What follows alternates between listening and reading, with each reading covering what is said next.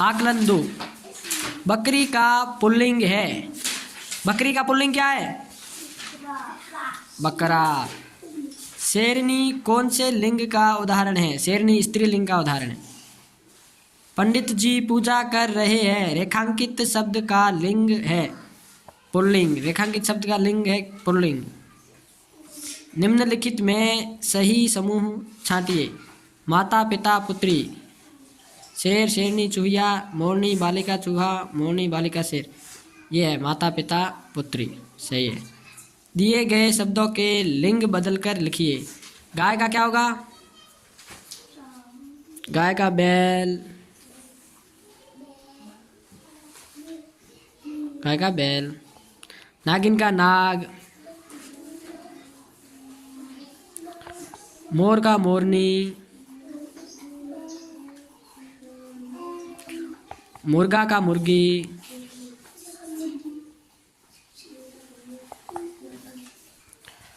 छठा प्रश्न देखो। दिए गए शब्दों में से पक्षियों के नाम छांट कर लिखिए।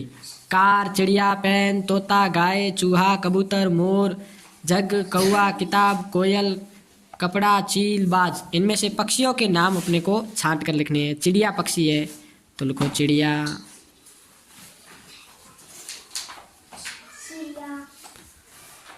तोता पक्षी है, लिखो तोता। कबूतर पक्षी है, लिखो कबूतर। मोर पक्षी है, लिखो मोर। कौवा पक्षी है, लिखो कौवा।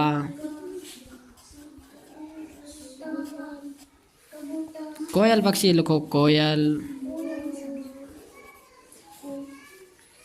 चील पक्षी है, लिखो चील। बाज पक्षी है, लिखो बाज। फिर 7 नंबर प्रश्न में दिए गए अंकों को शब्दों में लिखिए। 15, 9, 18,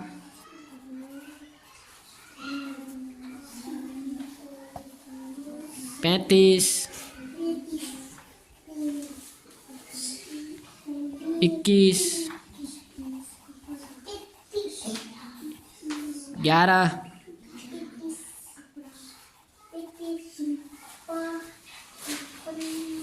8वां प्रश्न देखो। नीचे दिए चित्रों को उनके कार्यों से मिलाइए।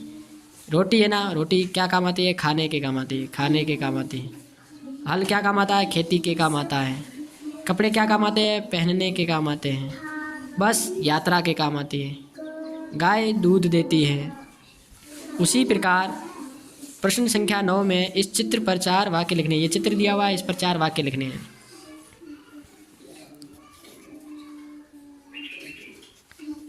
सड़क पर कार खड़ी है, पहला वाक्य बन गया। दूसरा वाक्य,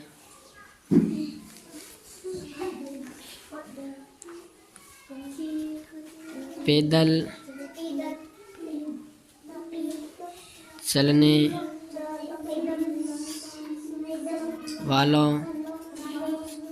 के लिए सड़क पर जेब्रा क्रॉसिंग लाइन बनी हुई है। दूसरा लिखो,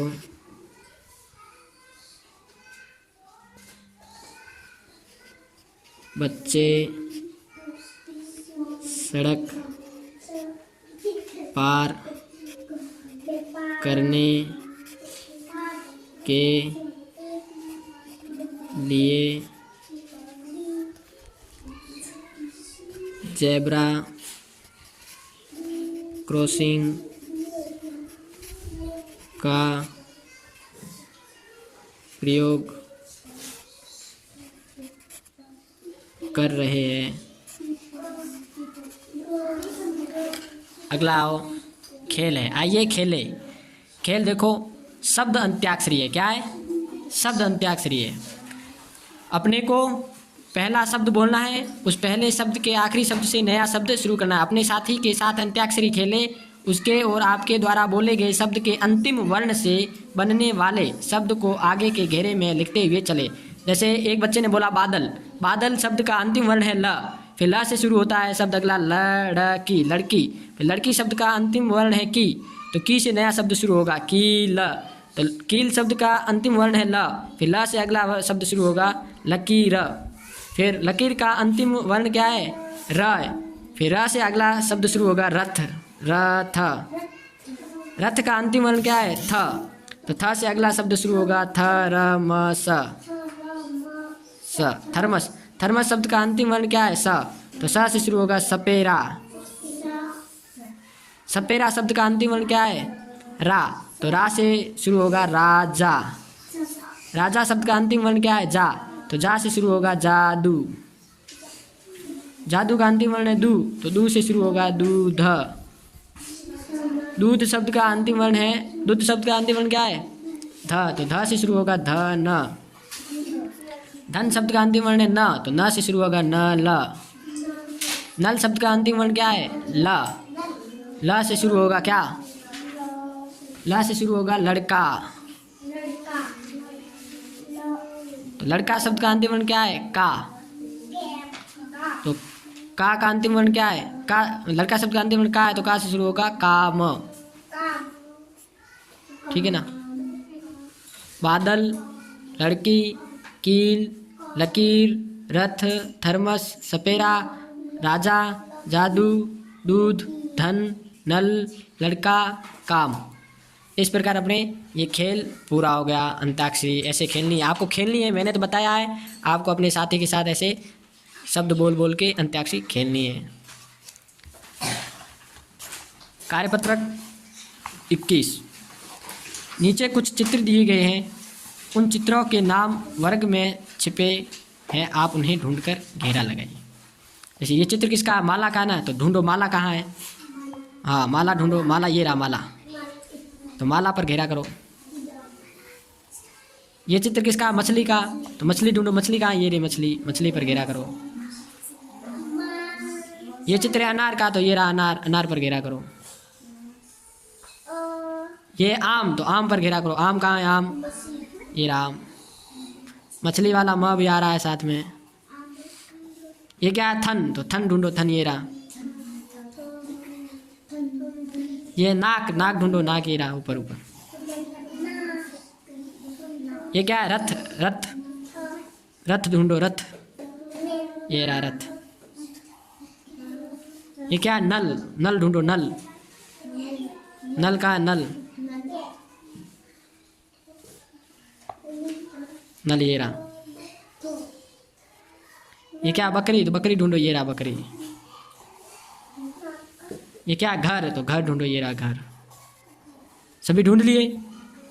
इस प्रकार इन सभी चित्रों के नाम आपको इस वर्ग के अंदर ढूंढने थे। अब देखो दूसरा प्रश्न क्या है? खोजे गए शब्दों पर एक एक वाक्य बनाए। जैसे अनार खोजा है, तो अनार स्वास्थ्य के लिए अच्छा होता है, तो उसी प्रकार आम पर लिखो, आम, आम पर लिखो, आम फलों का राजा है,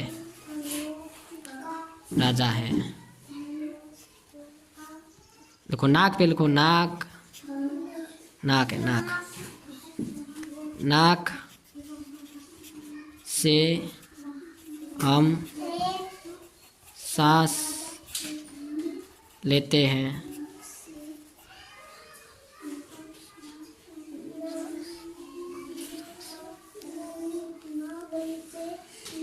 और लिखो थन, थन से दूध निकलता है, और क्या है? मछली, मछली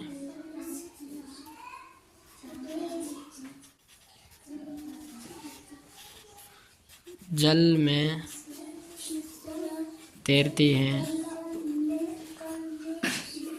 इस प्रकार ये कार्यपत्रक किस पूरा हो गया। और कार्यपत्रक 22 में क्या कहा गया है पहले प्रश्न में, नीचे दिए गए शब्दों पर अनुस्वार और अनुनासिक लगाइए। छुट्टियाँ में अनुनासिक आएगा, पंख में अनुस्वार, शंख में अनुस्वार, खिड़कियाँ में अनुनासिक, हवेलिया में अनुनासिक, डालिया में अनुनासिक, रानिया में अनुनासिक, छतरिया में अनुनासिक, गंध में अनुस्वार, शक्करकंद में अनुस्वार, अंतर में अनुस्वार, बंदर में अनुस्वार। इसी प्रकार निम्नलिखित शब्द समूह में से अनुनासिक और अनुस्वार युक्त शब्दों को पहचान कर लिखिए। जैसे मुंडन, मुंडन क्या है, मुंडन में अनुस्वार लगा हुआ है, मुंडन में क्या लगा हुआ है, अनुस्वार। पंखा में अनुस्वार लगा हुआ है। बांसुरी में अनुनासिक लगा हुआ है, बांसुरी, यहाँ में अनुस्वार लगा हुआ है। पाँव में अनुस्वार, कंगन में अनुनासिक है। मांगना में अनुनासिक है, रंग में अनुस्वार है, चांदी में अनुनासिक है और संबंध में अनुस्वार है। इस प्रकार ये दूसरा प्रश्न करना है। तीसरा प्रश्न देखो, वाक्यों में रेखांकित शब्दों में अनुस्वार या अनुनासिक लगाइए और पढ़िए।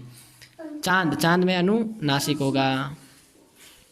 कलिया में अनुनासिक, ऊंट में अनुनासिक, ऊंची में अनुनासिक, पांडवा में अनुस्वार, माँ में अनुनासिक, कुंती में भी लगाओ, अनुस्वार लगाना है कुंती में। बंदर में अनुस्वार, पूंछ में अनुनासिक, अंश में अनुस्वार, ऊंचा में अनुनासिक। इस प्रकार आपको अनुस्वार और अनुनासिक लगा देने हैं। कार्यपत्रक 23 में देखो, आपकी समझ से क्या सही और क्या गलत है पहचान कर लिखिए। दूध में पानी मिलाकर बेचना क्या है, गलत है, लिखो गलत है, गलत। गलती करना और मज़े से रहना गलत है, गलत। गलती करना और डांट सुनना गलत। बिना गलती किए भी डांट सुनना ये भी गलत। बिना बात डांटने वाले को डांट देना गलत। गाय का ताज़ा दूध पीना सही। प्रातःकाल माता पिता के चरण स्पर्श करना सही।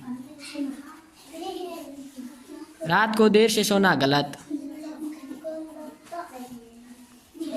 सड़क पर कचरा फेंकना गलत। बीमार व्यक्ति की सेवा करना सही। अपने साथियों से झगड़ना गलत। अपने माता पिता से झूठ बोलना गलत। दूसरों के बस्ते से चोरी करना गलत। अपना काम समय पर करना सही। इसी प्रकार कार्यपत्रक 23 पूरा होता है। एकदम सरल है, ऐसे आपको करना है। कार्यपत्रक 23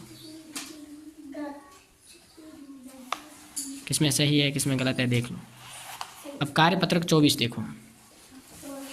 अनुच्छेद को पढ़कर नीचे लिखे प्रश्नों के उत्तर लिखिए। मेरे घर के पास कालू और कंकू रहते हैं। दोनों भाई बहन हैं। सूरज उगता है तब दोनों भाई बहन जाग जाते हैं। पानी का मटका भरकर लाते हैं। खाना बनाने में माँ की मदद करते हैं। बाद में वे जंगल में बकरी चराने जाते हैं। बकरियाँ घास पात खाती हैं। कालू लकड़ी बीनता है और दोनों लकड़ियाँ और बकरियाँ लेकर घर आ जाते हैं। वे हमेशा विद्यालय की गतिविधियाँ दूर से ही देखते हैं।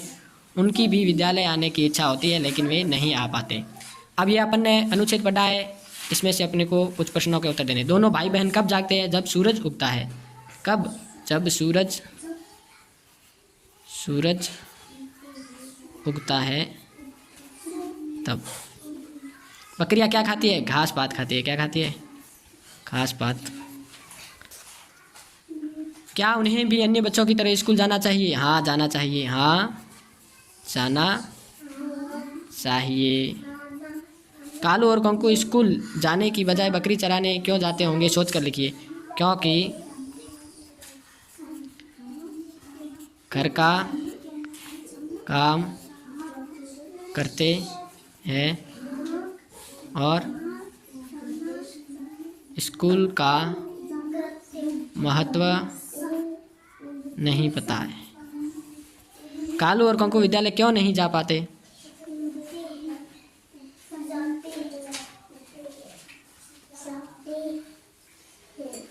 कालू और कंकु स्कूल क्यों नहीं जा पाते? क्योंकि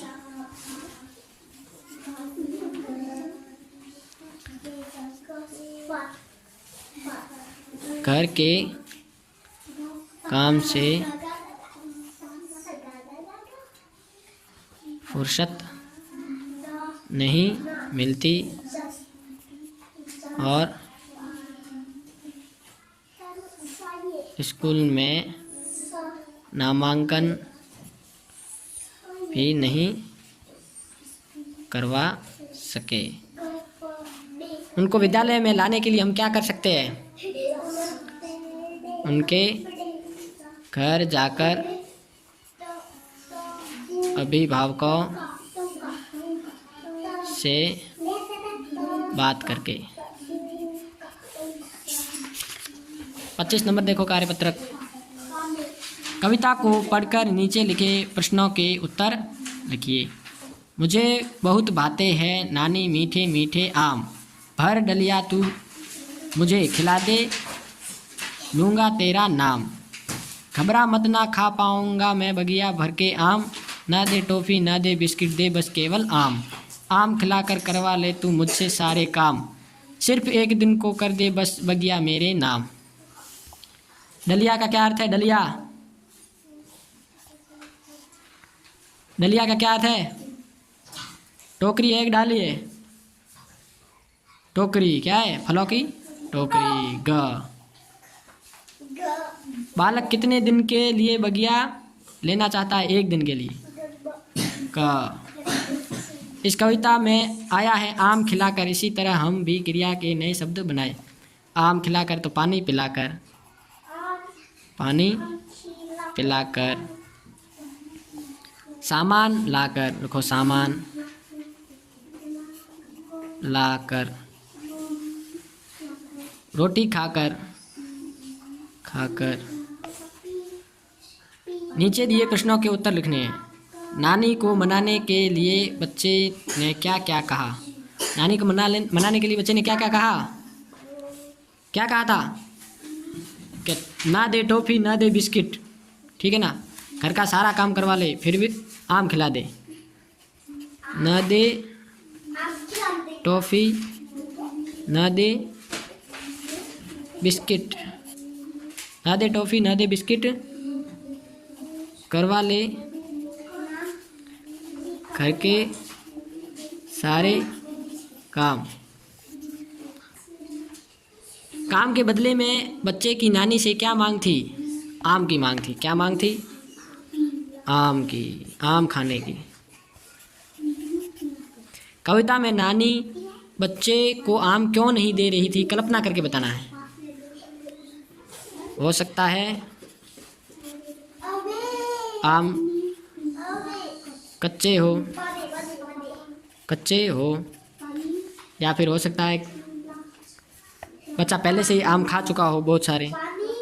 बच्चा पहले से ही आम खा चुका था। क्या आपने कभी अपने दादा दादी या नाना नानी को मनाने का प्रयास किया है? कैसे? हाँ, उनका काम करके बदले में लाभ। इस प्रकार अपने कार्यपत्रक 25 पूरा हो गया। हो गया ना? 25 पूरा हो गया ना? ऐसे करना था। ओके, बाकी के कार्यपत्रक